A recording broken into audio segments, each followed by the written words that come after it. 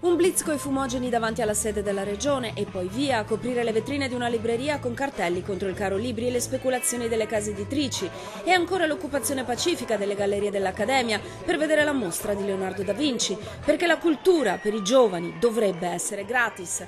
Oltre 1 migliaio gli studenti della provincia di Venezia che questa mattina hanno manifestato con un lungo corteo sotto gli occhi di polizia e carabinieri, in tuta bianca e con una X sulla faccia dicono: noi non siamo incognite. Ogni anno ci vengono somministrate delle prove ministeriali uguali per tutte le scuole, che siano professionali, che siano istituti tecnici o licei classici, e queste prove sono dei test a crocette che non misurano realmente le potenzialità.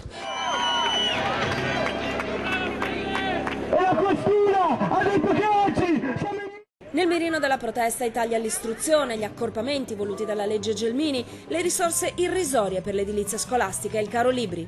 Vogliamo che lo Stato senta di più la scuola e noi studenti.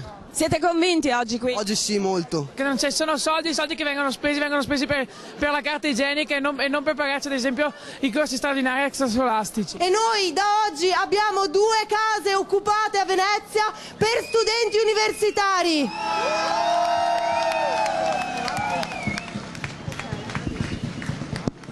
Vogliono una scuola solida sul piano della cultura, ma anche dei muri e trasporti pubblici che consentano a tutti e sempre di poter raggiungere i luoghi di studio. La cosa che ci rimane è la scuola, dobbiamo tenercela, dobbiamo lottare perché sia migliore e il meglio possibile per noi. La mobilitazione continua, la prossima settimana un'assemblea dei coordinamenti del Nord. Sicuramente ci saranno altre mobilitazioni per quest'autunno e per l'anno prossimo, dato che per le invalsi continueremo a proporre il boicottaggio.